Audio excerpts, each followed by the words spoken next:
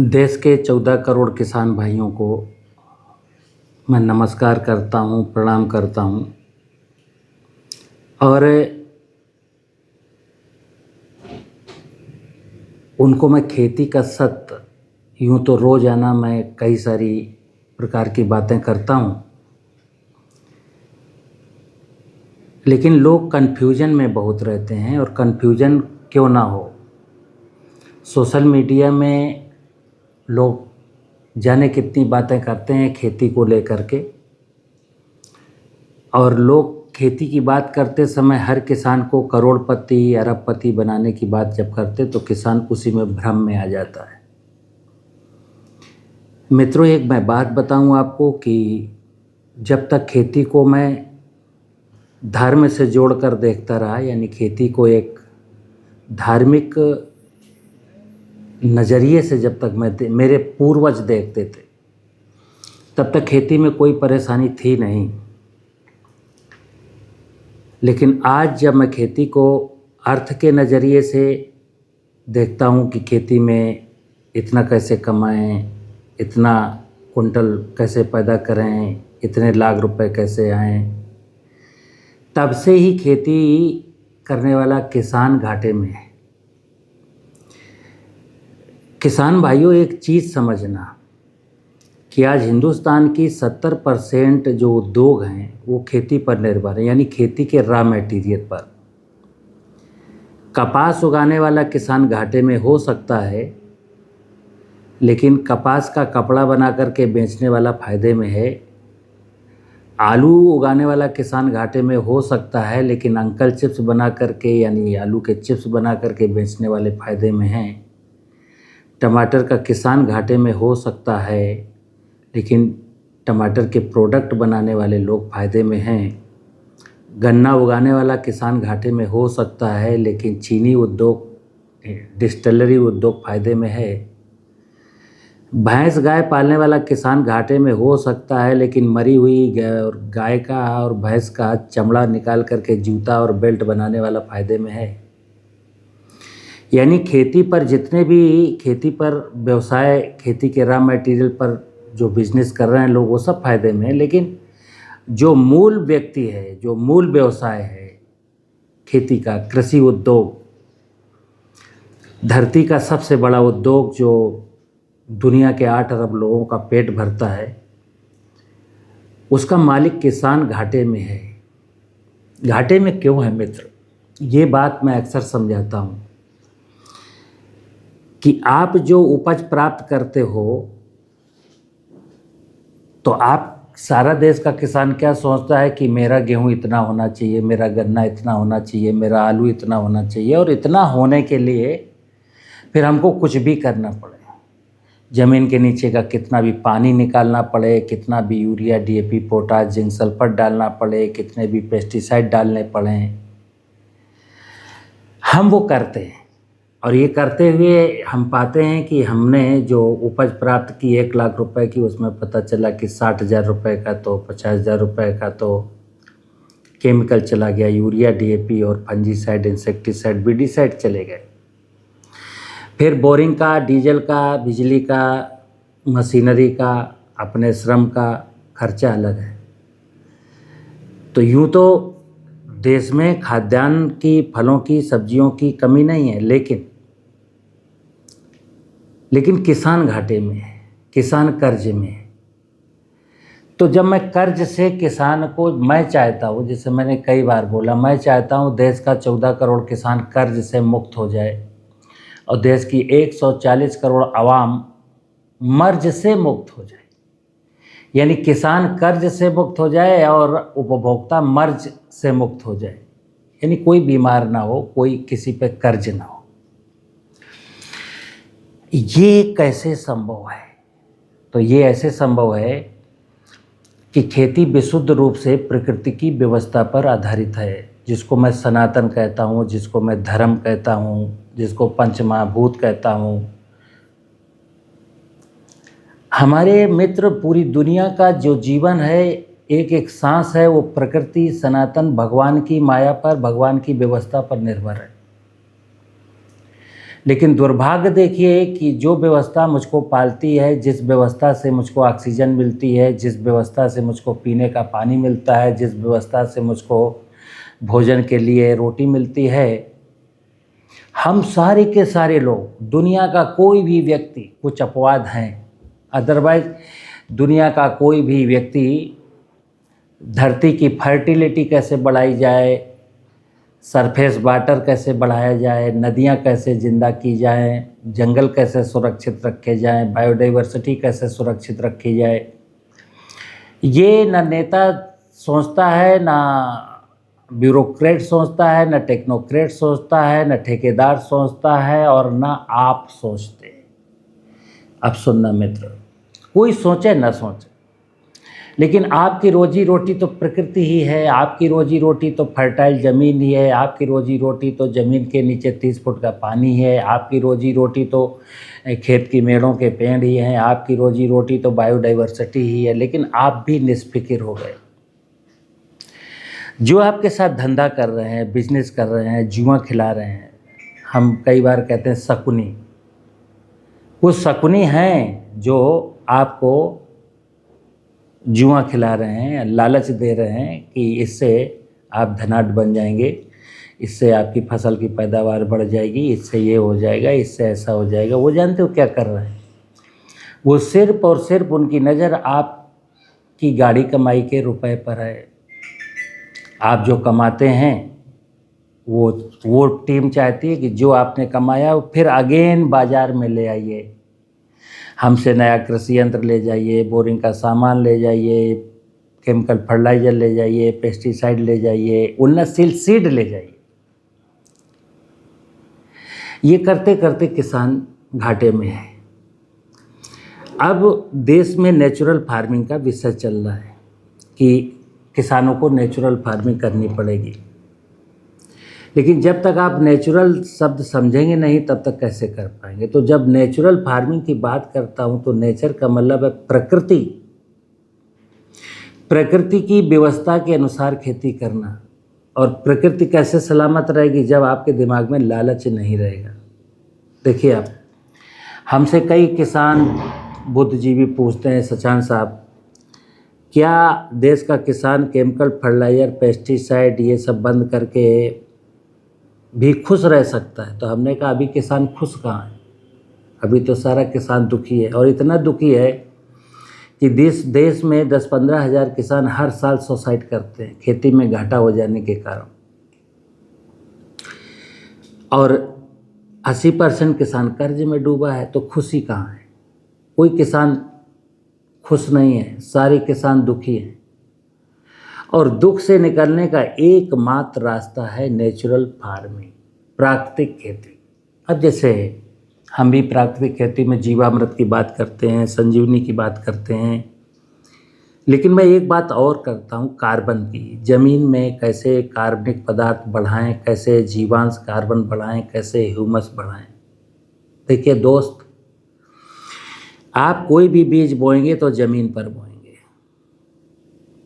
और जो फसल का बीज ज़मीन पर बोएंगे, अगर ज़मीन की सामर्थ्य है कि उस फसल के पौधे को पोषण दे सके तो नेचुरल फार्मिंग है। अगर ज़मीन ऐसी फसल बो दी कि ज़मीन के पास उतना पोषण नहीं है उस फसल को पालने के लिए, तो फिर आपको केमिकल फर्टिलाइज़र पर आना पड़ेगा। ज़मीन अगर हेल्दी है, ज़मीन में नाना प्रकार के माइक्रो ऑर्गेनिज्म यानी सूक्ष्म जीव हैं, तो फिर कसम भगवान की आपकी फसल में कोई बीमारी मिट्टी जनित, भूमि जनित नहीं लगेगी। लेकिन अभी तो लोगों ने सूक्ष्म जीवों को मारा है, मरवाया जा रहा है। लगातार अभियान चल रहा है कि कैसे किसान की ज़मीन को जिंदा ना होने दिया जाए। और आप हैं कि अरे साहब, अगर दीमक नहीं मारेंगे तो कैसे होगा? अरे साहब, निमेटोड्स नहीं मारेंगे तो फिर हम बर्बाद हो जाएंगे। अरे साहब, वाइट ग्रब को नहीं मारेंगे तो बर्बाद हो जाएंगे। सचान साहब तो बिल्कुल बेवकूफ़ी की बात करते हैं, कहते हैं पेस्टिसाइड डालो ही नहीं।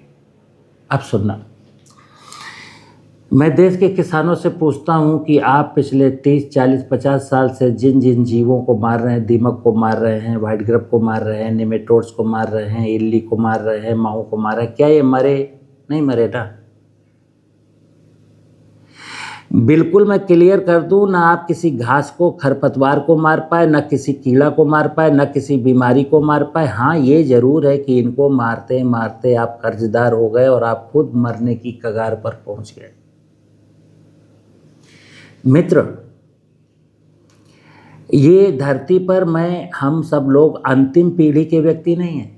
हमारे आने के बाद मेरे बच्चों, बच्चों के बच्चे, बच्चों के बच्चे, ऐसे ये क्रम चलता रहेगा। और धरती पर जितना भी मानव समाज है उसको 21,000 बार सांस लेने के लिए ऑक्सीजन चाहिए, 10 बार पीने का पानी चाहिए, 2 बार पेट की आग को शांत करने के लिए भोजन चाहिए। आज तो हम भोजन भी नहीं खा रहे, भोजन के नाम पर जहर खा रहे हैं। चूँकि मैंने बताया, अगर यूरिया DAP को हम जहर न माने, पेस्टिसाइड को जहर माने, तो 8 लाख करोड़ रुपए मूल्य का पेस्टिसाइड देश के किसान अपनी फसलों में डालते हैं। 8 लाख करोड़ रुपए का, और 22 लाख करोड़ रुपए की कृषि की उपज है। टोटल कृषि उपज 22 लाख करोड़ की है, और 8 लाख करोड़ का पेस्टिसाइड है। यानी कि 36% हमारे भोजन में, पानी में, हवा में 36% खतरनाक रसायन है।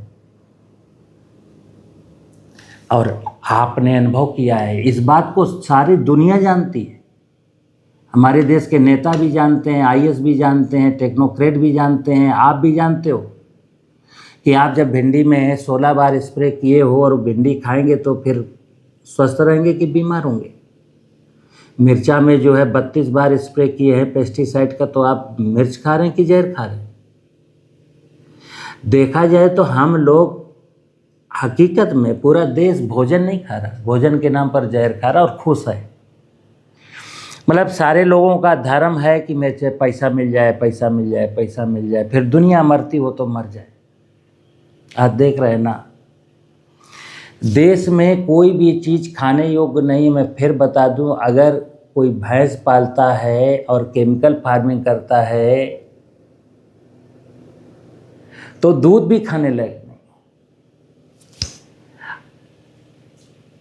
कौन सी चीज़ जो वैल्यू एडिशन करता है, जैसे आज देश में एक प्रचलन है कि किसान उगाए, वैल्यू एडिशन करे। अब किसान को तो लॉलीपॉप दिया जाता है कि किसान टमाटर उगाए, उसको प्योरी बनाए, किसान आलू उगाए, उसके चिप्स बनाए, पापड़ बनाए, किसान मूंग की दाल, मूंग उगाए और उसका प्रोसेसिंग करके खुद बेचे।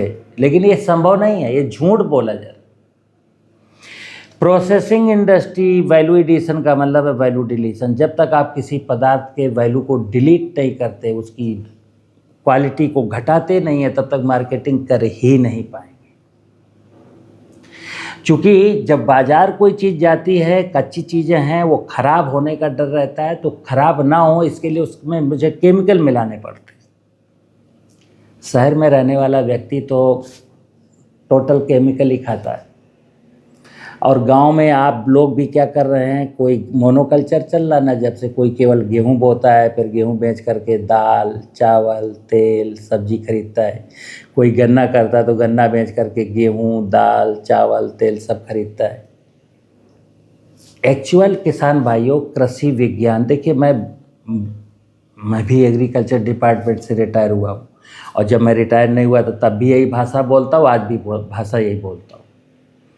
दरअसल हमारे देश का जो सिस्टम है उसने कभी किसान और प्रकृति की व्यवस्था के बारे में सोचा ही नहीं, क्योंकि जब व्यवसायीकरण की ओर लोग बढ़ते हैं, जब दुनिया में यही सिखाया जा रहा है, विद्यालयों में, विश्वविद्यालयों में, डिग्री में व्यावसायिक शिक्षा दी जाती है, चारों तरफ व्यवसाय, कैसे कमाओगे, कैसे कमाओगे, कैसे कमाओगे, और कमाने के बाद क्या करोगे, कहाँ ले जाओगे पैसा।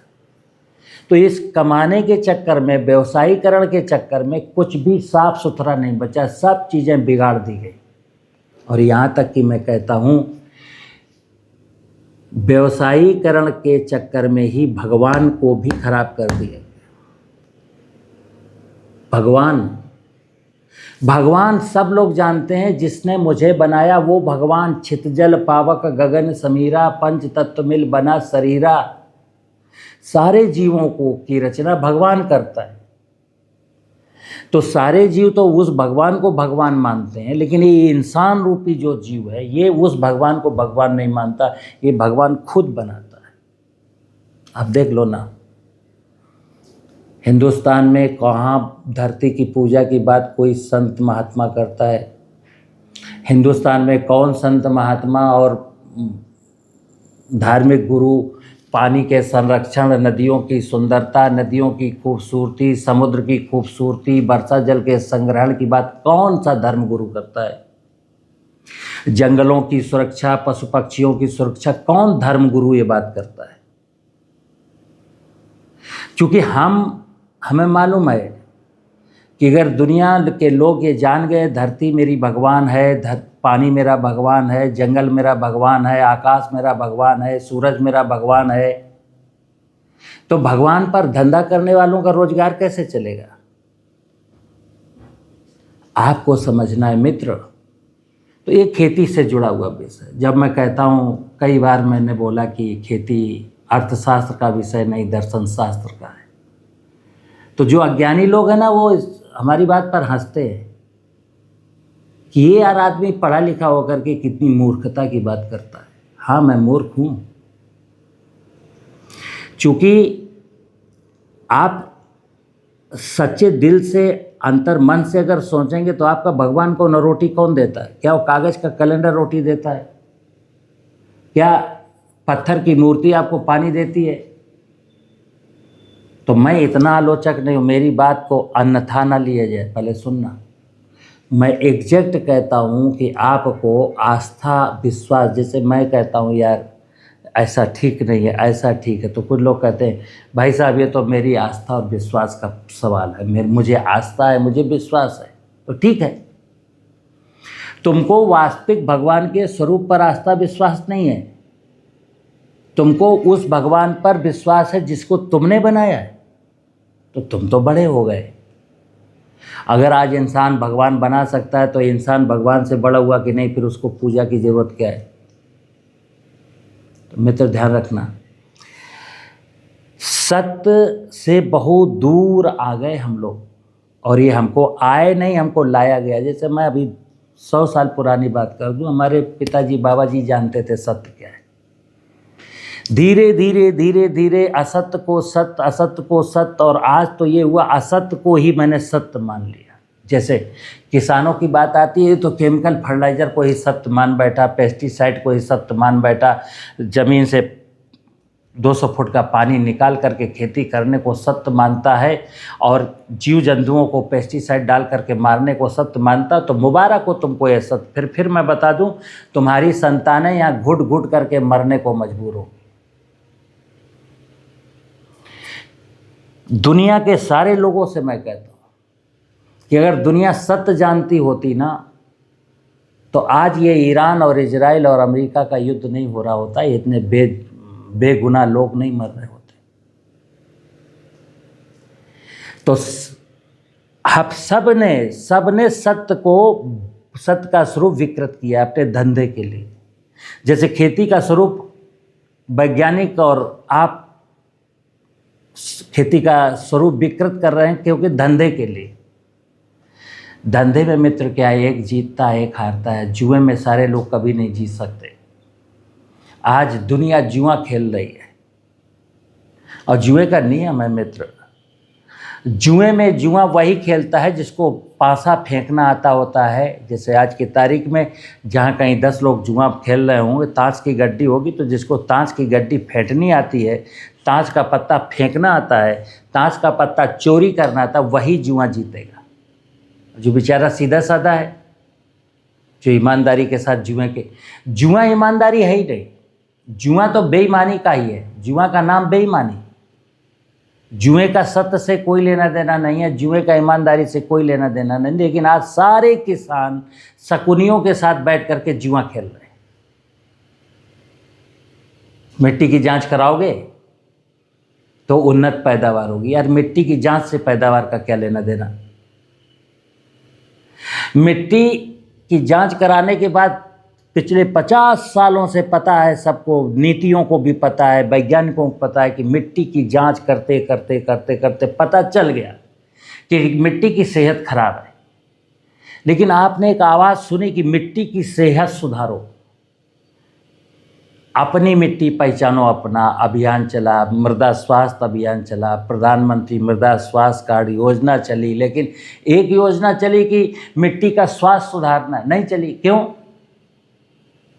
वो एक जुए का अंग है, ये बता ही नहीं जाएगा, क्योंकि नहीं तो फिर किसान जीत जाएगा और शकुनी हार जाएगा।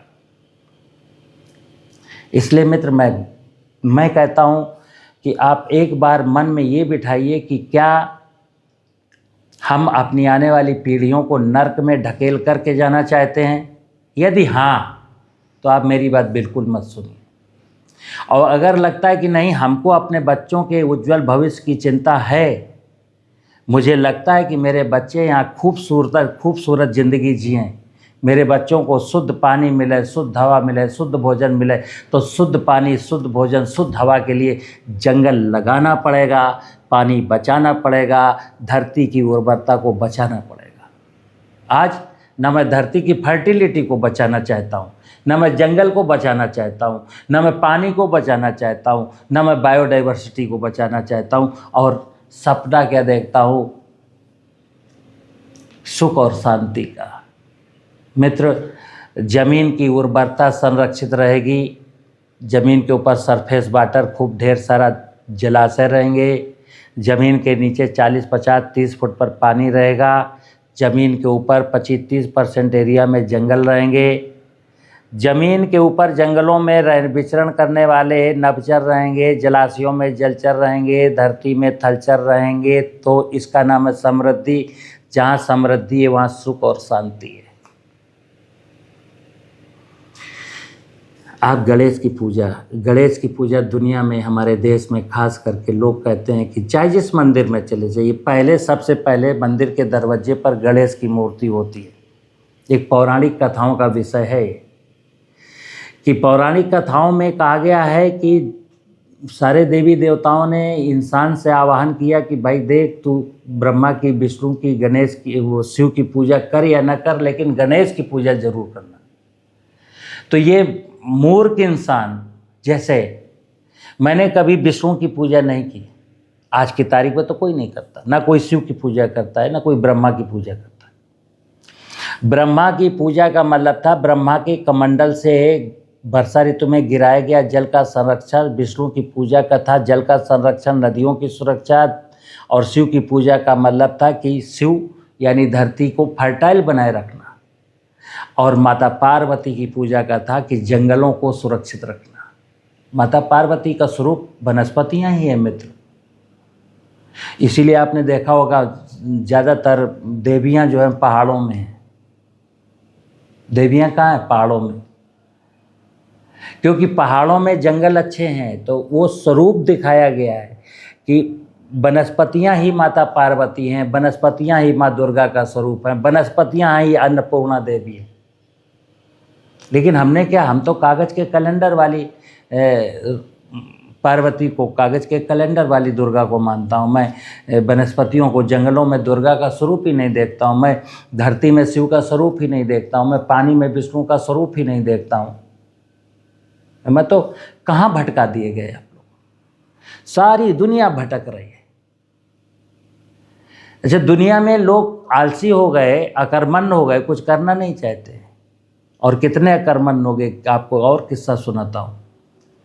राजा भागीरथ की कहानी सुनी होगी। दरअसल मेरे धर्मगुरु जो लिखने वाले हैं ना, जिन्होंने पौराणिक कथाएं लिखी हैं, जिन्होंने शास्त्र लिखे हैं, वो बुरा न माने, आपने भी कोई कसर नहीं छोड़ी है दुनिया को बर्बाद करने में। अन्यथा मैं स्पष्ट कर दूं, राजा भागीरथ जब राजा नहीं थे, बचपन काल में सरयू नदी में स्नान करते थे तो सरयू में पानी का प्रभाव बहुत ज़्यादा होता था। जब वो राजा की गद्दी पर बैठे और तब देखा कि सरयू में पानी का प्रवाह नहीं है, तो एज ए राजा उनको चिंता हुई प्रजा की कि आगे चल करके, जब अभी 40 साल की मेरी देखा देखी में सरयू में पानी का प्रवाह कम हो गया, आगे अगर मैंने ध्यान नहीं दिया तो क्या होगा। तो पूरे लाव लश्कर के साथ वो उत्तराखंड और नेपाल के उस प्लेस पर जाते हैं जहाँ से सरयू निकलती है। क्या देखते हैं कि वहाँ आदिवासी जनजाति लोगों ने अज्ञानतावश जंगल को बर्बाद कर दिया है, वहाँ प्रेसिपिटेशन होता ही नहीं, जंगल की बायोडाइवर्सिटी ख़त्म हो गई, यानी पार्वती खराब हो गई, जिसकी वजह से बारिश का पानी प्रेसिपिटेट नहीं होता, टोटल का पानी एकदम से बारिश में बह करके निकल जाता है। तो उन्होंने कहा बाप रे बाप, जब तक जंगल ठीक नहीं होगा नदी में प्रवाह कैसे बढ़ेगा। इसके लिए उन्होंने प्रयास किए और उस जंगल को फिर से पुनर्जीवित किया। जैसे आजकल लोग नदियों के पुनर्जीवन की बात कर रहे हैं कि हम उस नदी का पुनर्जीवित करना चाहते हैं, तो राजा भागीरथ ने यही किया था। लेकिन इस घटना को जब लिखा गया है ना, पौराणिक कथाओं ने कितना विकृत स्वरूप दिया है कि राजा भागीरथ के 60,000 पूर्वज दुर्वासा ऋषि का श्राप झेल रहे थे। किसी ब्राह्मण ने कहा, किसी ऋषि ने कहा कि हे राजन, अगर आप 60,000 पूर्वज, और दुर्वासा ऋषि का काम ही था श्राप देना। आप देखिए, कल्पना करना जरा, मतलब भागीरथ के पूरे पूर्वजों को दुर्वासा ऋषि इतने जिंदा रहे कि सबको श्रापित करते ही चले गए।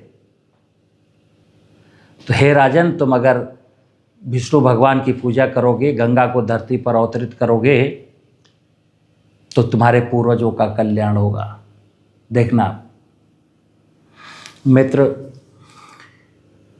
अगर हम पौराणिक कथाओं की हर कड़ी को जोड़ दें तो हमको सत्य का पता चल जाता है, और लिखने वालों का जो है दूषित मानसिकता समझ में आती है। कुएं नहीं थे, बोरिंग नहीं थी, नदी घाटी सभ्यता थी, तब सारे लोग नदियों के किनारे ही रहते थे। और शिव का जो इतिहास है, अब शिव मैंने बोला जैसे शिव माने शिव, शिव माने धरती, लेकिन चलिए, शिव नाम का कोई व्यक्ति हुआ है पौराणिक कथाओं में राजा, तो शिव का इतिहास राजा भागीरथ के पहले है, और शिव की नगरी काशी है। तो शिव के नगरी काशी के लोग अगर गंगा नहीं थी तो वहाँ वो पानी कैसे पीते थे? अगर ये कहानी बताई जाती तो हमारे राजा, कौन सी की राजा भागीरथ ने नेपाल और उत्तराखंड के जंगलों को पुनर्जीवित करके सरयू का प्रभाव बढ़ाता था, तो आज हमारे नेता अभिनेता ये नदियों में डैम न बनाते, ये भी नदी को पुनर्जीवित कर रहे होते। ठीक इसी प्रकार गणेश की जो मैं कहानी बताया कि गणेश माने ज्ञान, समझना। शिव के दो संतान है, जैसे हम लोग कहते हैं हम सब शिव की संतान है और धरती की संतान है। शिव माने धरती की संतान, हम सारे के सारे लोग धरती की संतान है, शिव की संतान है। और माता पार्वती मेरी माँ है जो मुझे पालती है। आप कुछ भी खाते हैं तो कहाँ से आता है? वनस्पतियों से आता। तो इतना नहीं समझ आता कि वनस्पतियाँ धरती में बोई जाती हैं और वनस्पतियाँ मेरा पेट पालती हैं। यही तो एग्रीकल्चर साइंस है। और कृषि विज्ञान की परिभाषा में लिखा है कि भूमि का एवं फसलों का ऐसा मैनेजमेंट कि हमारी सभी ज़रूरतें पूरी हो जाएं, लेकिन भूमि की फर्टिलिटी पर कोई प्रतिकूल प्रभाव न पड़े। और आज का विज्ञान क्या कहता है? तुम धनाढ्य कैसे बनोगे? ज़मीन मरती हो तो मर जाए, वनस्पतियाँ नष्ट होती हो तो नष्ट है, पानी लूटना और लूट लो। ये कैसा ज्ञान है भाई? और ये कहाँ आप भटक गए इन बेवकूफ़ों के चक्कर में? इसलिए मैं कहता हूँ मित्र, गणेश की कहानी ये है कि कार्तिकेय धरती का चक्कर लगा के आते हैं और काय में बैठते हैं। कार्तिकेय की सवारी क्या? मोर। ध्यान रखना, आप जब पूरी की पूरी कहानी को आप बारीक नज़रों से देखोगे तो आप खुद पता चलेगा इसमें क्या सत्य है क्या झूठ है। और कहानी को ऐसा ट्विस्ट दिया गया है बड़े बारीकी के साथ कि आप समझ ही नहीं पा रहे। जैसे कार्तिकेय की सवारी क्या है? मोर। अब कल्पना करना, क्या मोर किसी आदमी को बिठा करके उड़ सकता है? नो। यहाँ पर मतलब क्या था कि कार्तिकेय मोर की भांति यानी उड़ करके गए। गणेश की सवारी क्या है? चूहा। चूहा तो नहीं उड़ता, चूहा भागता भी नहीं है, चूहा सूंघता है, वॉच करता है, स्टडी करता है। तो गणेश चूहा बन करके गए, यानी गणेश धरती का वनस्पतियों का अध्ययन करने लगे। और कार्तिकेय घूम करके आए और शिव जी के पास आकर के बोले, देखिए आई एम फर्स्ट। शिव जी ने कहा नहीं, रुक जाओ, गणेश को आ जाने दो। गणेश विलंब से आए क्योंकि वो धरती का अध्ययन करने गए थे। तो शिव जी ने कार्तिकेय से धरती के बारे में, पंचमहाभूत के बारे में, धरती के बारे में, पानी के बारे में, वनस्पतियों के बारे में अनेक सवाल किए। कार्तिकेय के पास कोई उत्तर नहीं, गणेश के पास हर बात का उत्तर था। इसलिए देवी देवताओं ने कहा आम इंसान से कि हे इंसान, तू जीवन पर्यंत एक चीज़ का क्या ध्यान रखना, जीवन में गणेश बनना, यानी ज्ञान अर्जित करना।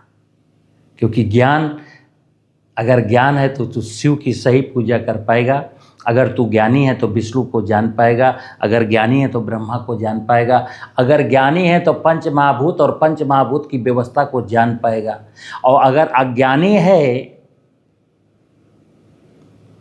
तो अज्ञान का मतलब अधर्म है, ज्ञान का मतलब धर्म है। अब जब मैं कहता हूँ जीवन के 4 पुरुषार्थ हैं, धर्म अर्थ काम मोक्ष, तो धर्म कैसे निभाएंगे? जैसे आज दुनिया में निरे लोग, आम आदमी भी धार्मिक हो गया, सुबह सुबह नहा धो करके स्नान करके और एक लोटे में जल लेके पड़ोसी का फूल तोड़ करके और शिवलिंग में चढ़ा रहा है। तुझे फूल ही चढ़ाना है तो तूने अपने घर में क्यों फूल नहीं उगाए? और ऐसा व्यक्ति जीवन भर पूजा कर रहा है लेकिन अपना फूल नहीं उगाता। जब सुबह लोटा लेके उठता है तो पड़ोसियों का गुलाब का गेंदे का फूल तोड़ता है, फिर पड़ोसी कई बार देख लेता है तो नाराज़ होता है, तो कहता है भाई साहब क्या कर रहे हैं? भाई साहब भगवान के लिए, तो वो भी चुप हो जाता है। ठीक है ना? तो गणेश बनना है मित्र, किसान को, खास करके किसान को गणेश बनना है। जिस दिन आप गणेश बन गए, गणेश बनने का मतलब है धरती को, माता पार्वती को जानना है, विष्णु को जानना है। जैसे अभी मैं विष्णु को लूट रहा हूँ, विष्णु की पूजा नहीं कर रहा हूँ, विष्णु के साथ अन्याय कर रहा हूँ। अभी मैं शिव की पूजा नहीं कर रहा हूँ, शिव को नष्ट कर रहा हूँ। अभी मैं माता पार्वती की पूजा नहीं कर रहा हूँ, माता पार्वती को काट रहा हूँ। अब ऐसे में जो सनातन के सत्य को, पंच महाभूत के सत्य को, भगवान के सत्य को, ईश्वर के सत्य को झुठला करके काल्पनिक ईश्वर, काल्पनिक भगवान, काल्पनिक पूजाएं बनाएगा, फिर उसमें आडंबरों में लिप्त हो जाएगा, फिर वो सोचेगा कि मेरे जीवन में सुख शांति आएगी क्या? इतिहास बताता है, वक्त बताता है कि किसी के जीवन में सुख और शांति नहीं है। क्यों? क्योंकि सुख शांति का अर्थ अगर मैं प्रकृति में खोजता तो ज़रूर मिलता, अगर प्रकृति को भगवान मानता तो ज़रूर मिलता। आज मैं कागज़ के नोट के लालच में, आज मेरा धर्म कागज़ का नोट, पूजा कागज़ का नोट, ज्ञान कागज़ का नोट, यानी पंच महाभूत पीछे है ही नहीं, ना पीछे ना आगे, विस्मृत हो गया। केवल हाउ टू अर्न मनी, कागज़ का नोट कैसे आए, कागज़ का नोट कैसे आए? तो भाई रिजर्व बैंक ऑफ इंडिया ना छापती है, छाप लो। गवर्नमेंट को क्या करना है? नोट छाप दो। अभी तुम्हारे डॉलर के मुकाबले रुपए की कीमत इतनी है, फिर और घट जाएगी, छाप लो। सबकी जेब में 5-5 करोड़ डाल दो, फिर पानी पी लेना, फिर भोजन खा लेना, फिर सामाजिक मित्र, कागज़ के नोट ने ही दुनिया को बर्बाद किया है।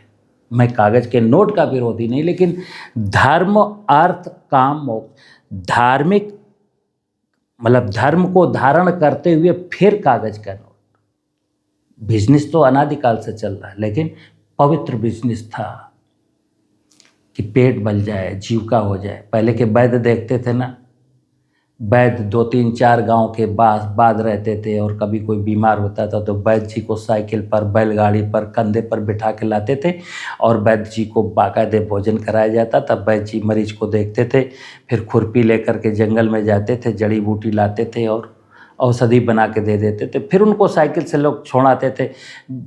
कोई चांदी सोने का सिक्का मांगता था ना, क्या पंडित जी को गुड़ दे दो, पंडित जी को, वैद्य जी को गुड़ दे दो, वैद्य जी को दही दे दो, वैद्य जी को घी दे दो, जो मेरे पास दे दो। आज का वैद्य, आज का चिकित्सक क्या कर रहा है? बीमारी है ही नहीं, बस मरीज थोड़ा सा घबरा रहा था तो उसी घबराने का जो है उसने वो लिया, मतलब क्या कहते हैं, वीकनेस जो समझिए, और का काउंटर में जाइए, 50,000 रुपये जमा करिए, तब ट्रीटमेंट शुरू होगा।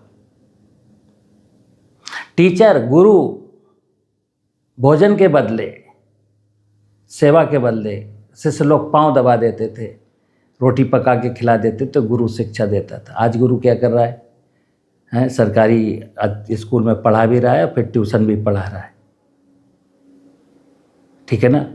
आज दूधिया क्या कर रहा है? 16 लीटर दूध लेके 50 लीटर दूध बना के बेच रहा है, और ये किसकी बात कर, कौन नहीं कर रहा है? सरकार सिस्टम में कौन सी इंडस्ट्री ऐसा नहीं कर रही है? और वही चीज आप करने लगे किसान भाइयों, वही चीज कि आप अपनी पैदावार बढ़ाने के लिए दे यूरिया, दे डीएपी, दे पेस्टिसाइड, फिर लोग मरते हो मर जाएं। यानी आज दुनिया में हर इंसान सोचता है कागज का नोट मिल जाए, दुनिया मर जाए, चाहे मैं भी मर जाऊं, चाहे मेरे बच्चे भी मर जाएं। इसलिए विनोद कुमार सचान कहते हैं कि दो चीज़ों में एक चीज़ सेलेक्ट करनी होगी। आपको जिंदगी चाहिए या कागज का नोट, बच्चों की मौत चाहिए या कागज का नोट, बीमारी चाहिए या कागज का नोट, भगवान चाहिए या भौतिक संसाधन चाहिए, तय करना पड़ेगा। मैं भौतिक संसाधनों का, कागज के नोट का बिल्कुल विरोधी नहीं हूँ, लेकिन धर्म को धारण करते हुए, ऐसा काम करते हुए कि मैं एक पवित्र काम करूँ। अब जैसे बहुत सारे लोग दारू का ठेका लेकर के करोड़पति बन गए, ये क्या धंधा है? ये धर्म है? स्मैक बेचना, नशे का ड्रग, ढेर सारे प्रकार के स्टूडेंट को ड्रग बेचना, ये क्या धनाढ्य बन गया? कोई आदमी गांजा, चरस, अफीम, ब्राउन शुगर बेच करके स्टूडेंट को मतलब ड्रगिस्ट बना करके और 5,000 करोड़ का मालिक बन गया, जिसको आप धनाढ्य कहेंगे कि साला कुत्ता है कि कमीना है, क्या है? इंसान है। इंसानियत। और फिर बता दो, भगवान का अगर अनुकंपा कोई चाहता है, मैं तो पहले तो स्पष्ट कर दूं, जो पंच महाभूत को भगवान नहीं मानता, फिर वो कोई भगवान मान ले, वो भगवान है ही नहीं। दुनिया में कोई भगवान नहीं है, भगवान एक है। पंच महाभूत, उसके 5 अंग हैं, भूमि, गगन, वायु, अग्नि, नीर। अगर यहाँ भगवान नहीं है तो दुनिया में कोई भगवान नहीं है, सब आडंबर है। दुनिया में एक ही देवी है, माता पार्वती, उसी का नाम दुर्गा है, उसी का नाम अन्नपूर्णा है, उसी का नाम लक्ष्मी है। अगर वनस्पतियों में आपको माता नहीं दिखती तो दुनिया में कोई माता नहीं है। तो मित्र, इसलिए बस हमारे जीवन में दुख क्यों है? क्योंकि मैंने सत्य को इग्नोर कर दिया, ज्ञान को इग्नोर कर दिया, धर्म को इग्नोर कर दिया। कहते हैं हे माँ तमसो माँ ज्योतिर्गमय, अस्तो माँ सद्गमय, मृत्योर माँ मृतंगमय। हे माँ, मुझे असत्य से सत्य की ओर ले चलो, मुझे अंधकार से प्रकाश की ओर ले चलो, मुझे मृत्यु के भय से अमृत्यु की ओर ले चलो। तो माँ कहती है, पुत्र तुझे तो मैं कब का ले जाना चाहती हूँ, तू चलने को तैयार नहीं है। तू तो सत्य को छोड़ करके असत्य का रास्ता पकड़ लिया है। तू ज्ञान का रास्ता छोड़ करके अज्ञान का रास्ता तुमने पकड़ा है, और अमृत का रास्ता छोड़ करके मृत्यु का भय तुझे सताता है। मित्र, सत्य बहुत कड़वा होता है। मैं अक्सर बोलता हूँ, सत्य बहुत कड़वा होता है, लेकिन एक बार अगर सत्य की कड़वी गोली निगल लेना तो जीवन भर आनंद है। और झूठ की मीठी गोली रोज खाइए, आनंद नहीं आएगा, क्योंकि झूठ तो झूठ है। और आज की दुनिया में व्यवसाय का मतलब झूठ है।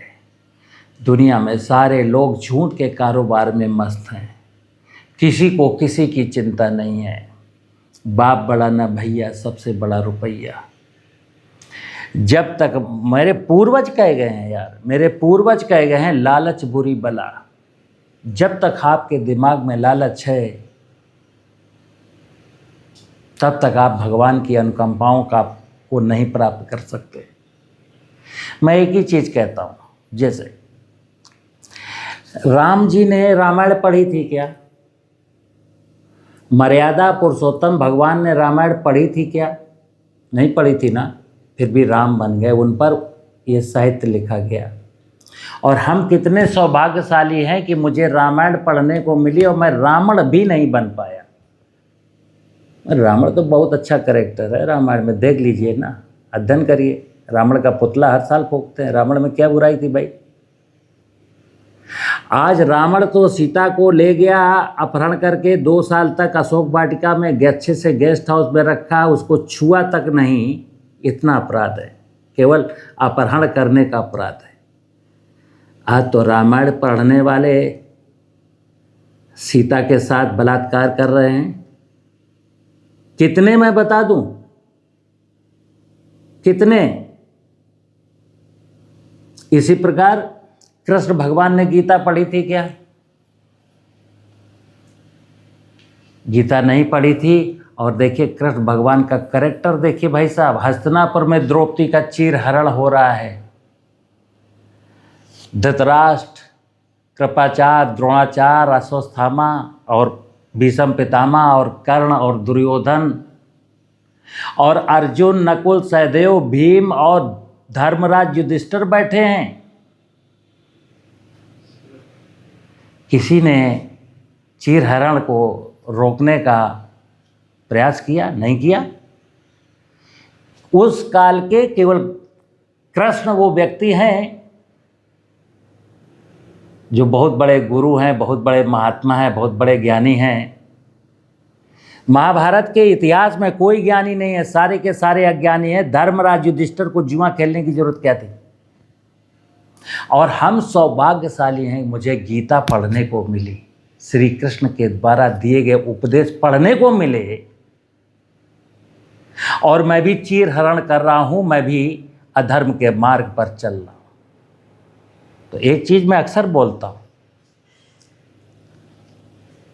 वेदों की रचना के पहले भी ईश्वर था, वेदों की रचना के पहले भी पंच महाभूत था, वेदों की रचना के पहले भी सत्य था, वेदों की रचना के पहले दुनिया में, इस पृथ्वी पर, भूमंडल पर सब कुछ था। तब भी ज्ञान था, तब भी अज्ञान था। जब वेदों की रचना नहीं थी तो लोग ज्ञानी थे, ध्यान रखना। मैंने बोला राम ने रामायण नहीं पढ़ी थी, यानी रामायण के पहले राम था। कृष्ण ने गीता नहीं पढ़ी थी, गीता के पहले भी कृष्ण था, ज्ञान था, धर्म था। तब न कृष्ण ने धर्म का और सत्य का संरक्षण किया। हम कितने सौभाग्यशाली हैं। लेकिन मेरे दिमाग में लोगों ने जो भरा है क्या, गीता का पाठ करने से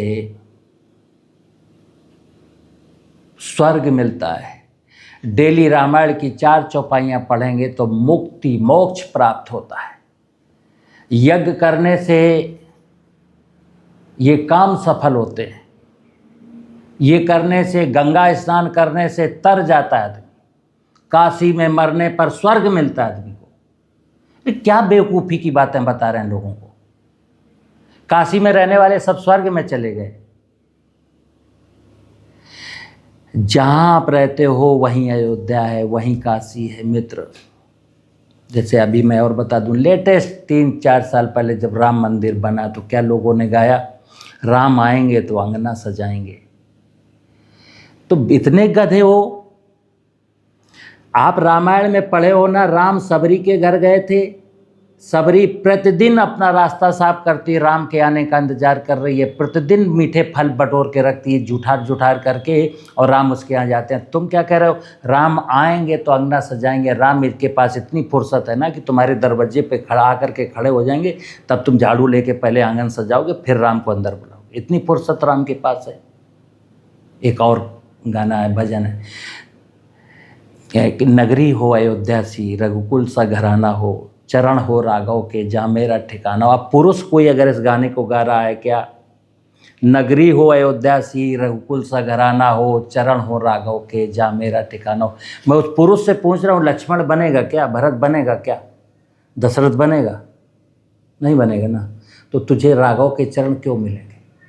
अब स्त्रियाँ अगर गा रही हैं यही गाना, तो मैं उनसे पूछता हूँ, उर्मिला बनोगी, मांडवी बनोगी, सीता बनोगी? नहीं बनेगी ना। तो तुमको नसीब है राम के चरण। लेकिन ये सब लिखने वालों ने, भजन गाने वालों ने क्या दुनिया को फंसा दिया। बस भजन गाओ, ताली बजाओ, ताली बजाते रह गए, मिलना कुछ नहीं है। इसलिए सत्य को जानिए।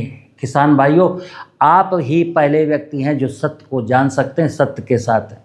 यानी किसान हमारा देश का जमीन के, जल के, जंगल के, जीवों के साथ रहता है। लेकिन ये चंटा घंटी लोगों ने कहा जीवों को मारो, ज़मीन को बर्बाद करो, ज़मीन के नीचे का पानी लूटो, जंगल को काट दो, जंगल के पेड़ छाया मारते हैं। और वही मैंने सीखा। निकाल लो ज़मीन से जितना निकाल सकते हो, यूरिया डीएपी डाल करके निचोड़ लो ज़मीन को, धरती को, शिव को निचोड़ लो, वनस्पतियों को काट दो, जीवों को मार डालो। मैं फिर कहूँगा, फिर ऐसे लोग धार्मिक अनुष्ठान करेंगे और भगवान तुम्हारी मदद करेगा। क्या बात है, कितने खूबसूरत विचार हैं कि भगवान को मार करके भगवान से मदद चाहिए, भगवान की व्यवस्था को नष्ट करके भगवान की अनुकंपाएं प्राप्त करना चाहते हैं। ध्यान रखना मित्र, भगवान को इतना भी बेवकूफ मत समझिए।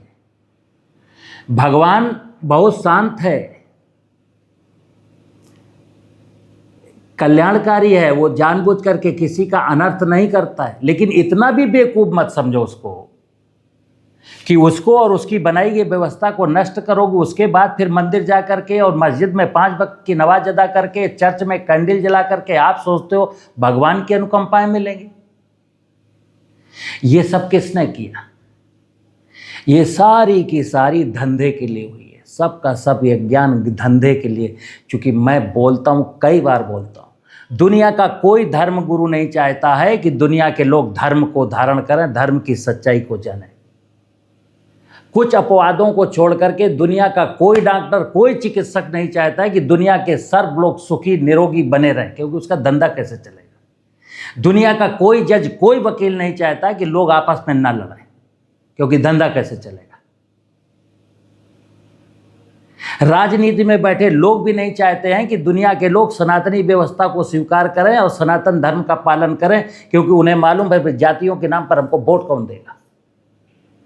तो एक आम जनमानस है जो लुटता है, कटता है, पिटता है, गाली खाता है, कर्ज में डूबा है, फिर भी सत्य सुनने को तैयार नहीं है। मित्र, मैं सत्य बताता रहूँगा, आप सुने ना सुने आपकी मर्जी। मैं अपने कर्तव्य को, जो कि परमात्मा से जो मुझको निर्देश मिलते हैं। अब आप कई लोग ऐसा सोच सकते हैं कि ये कौन सी बात हुई। जी हाँ, मुझे ईश्वर इंस्पायर करता है बोलने के लिए कि विनोद कुमार सचान तुम बोलो। कोई तो होगा जो सत्य बोलेगा। नौटंकी कुछ नहीं, सीधा सीधा खेल है। भगवान के साथ, परमात्मा के साथ जुड़ने में सीधा सीधा खेल है। संपूर्ण व्यवस्था परमात्मा की है और आँख दिया है भगवान ने, परमात्मा ने आँखें दी। अब अपनी आँखों से देख मेरी माया को। तुझे मैंने बनाया है और मेरा निर्देश तो चिड़िया आज तक पालन मेरे निर्देश का पालन चिड़िया, मधुमक्खी, दीमक, केंचुआ, भैंस, गाय, कुत्ता, बिल्ली, हर जीव, जितने भी जीव मैंने बनाए थे वो हर जीव आज भी अपने उसी कर्तव्य को निभा रहा है जो मैंने उसको कर्तव्य बताया था। क्योंकि तुमको दिमाग ज़्यादा दिया था, तुमको मैंने सहूलियतें, तुमको मैंने सबसे अपना प्रिय माना था, तो तुमने प्रिय बनने का नाजायज़ फ़ायदा उठाया कि तुमने मेरी बात नहीं मानी। मनुष्य इस धरती पर ज्ञानावतार का प्राणी है, धरती रूपी बगिया की सुरक्षा करने आया है और मैं धरती रूपी बगिया को लूट रहा हूँ कागज के नोट के लिए। समस्या देखिए, हम सब कुछ कर रहे हैं कागज के नोट के लिए। कागज के नोट की क्या वैल्यू? बस मुझे कपड़ा मिल जाएगा, जूता मिल जाएगा, कार मिल जाएगा, वो बात ठीक है।